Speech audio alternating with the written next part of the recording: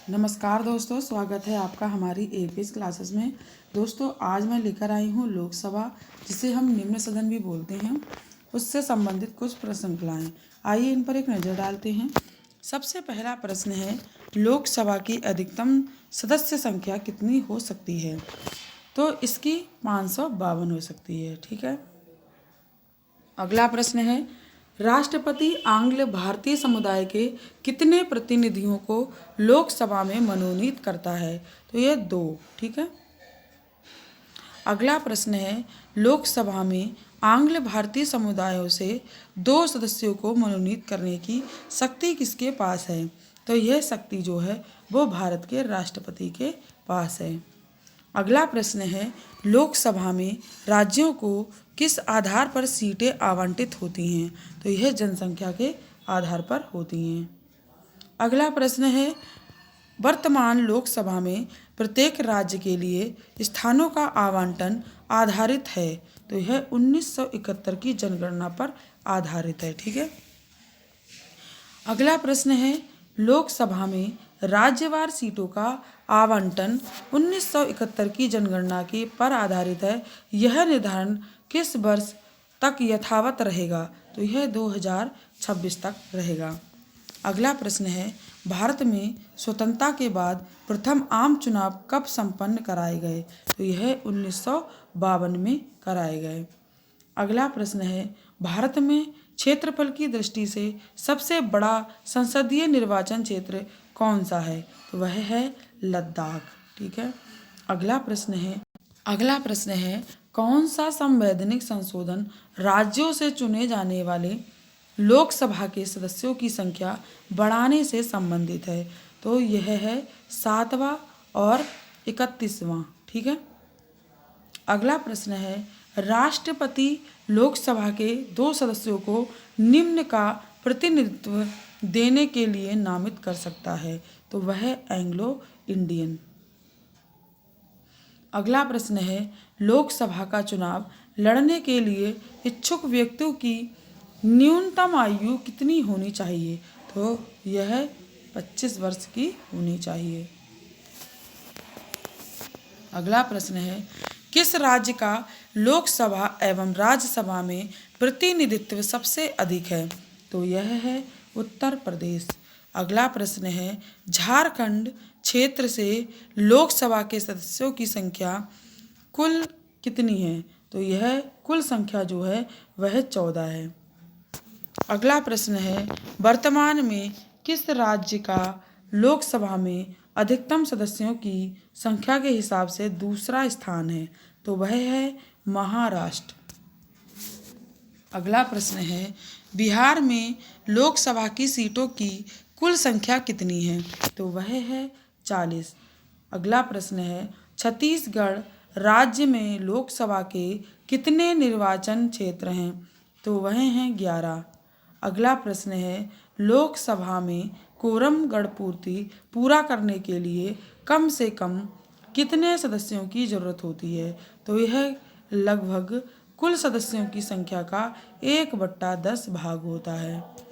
अगला प्रश्न है, एक वर्ष में लोकसभा के सामान्यतः कितने सत्र आयोजित किए जाते हैं? तो यह 3 सत्र आयोजित किए जाते हैं। अगला प्रश्न है, राष्ट्रपति लोकसभा को कार्यकाल पूरा करने के पूर्व भंग कर सकता है? तो यह है प्रधानमंत्री की सलाह पर। अगला प्रश्न है, लोकसभा को उसके कार्यकाल की समाप्ति के पूर्व भी भंग किया जा सकता है? तो यह राष्ट्रपति द्वारा मंत्रिपरिषद की सलाह के अनुसार। ठीक है, उनकी सलाह पर। अगला प्रश्न है, लोकसभा सदस्य बनने के लिए योग्यता नहीं है?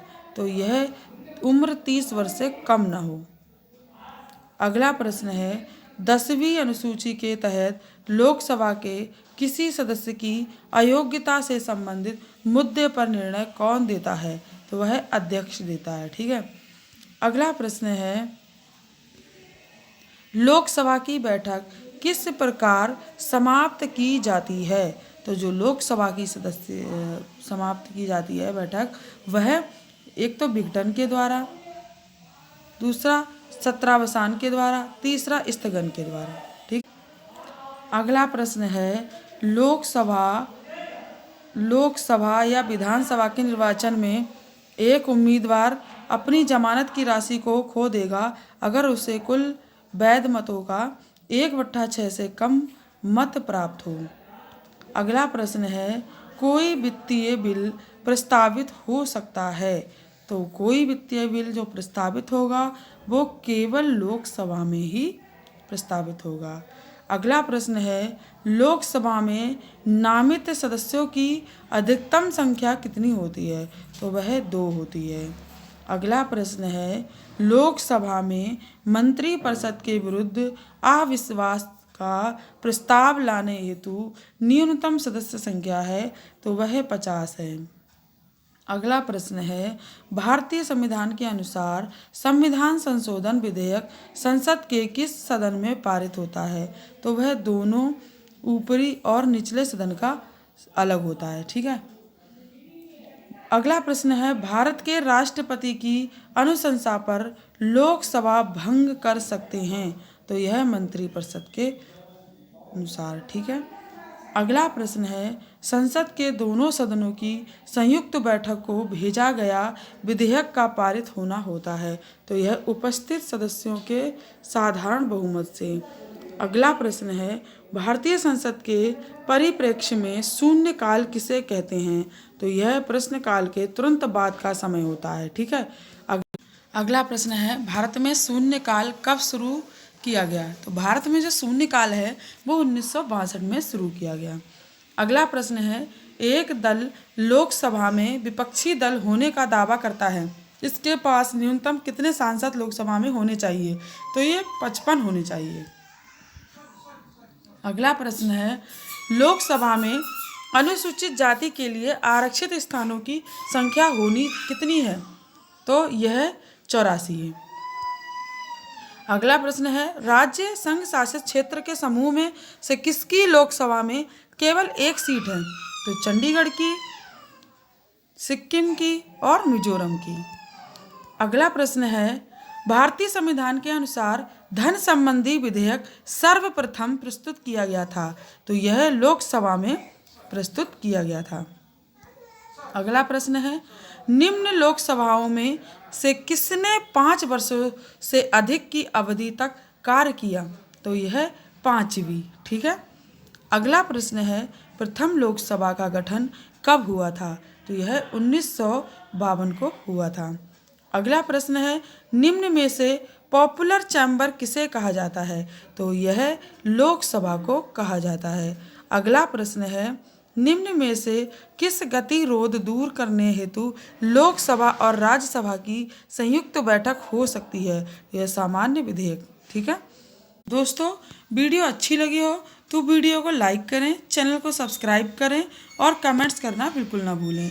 कल मिलेंगे अगली वीडियो के साथ, अगली प्रश्न श्रृंखलाओं के साथ। तब तक के लिए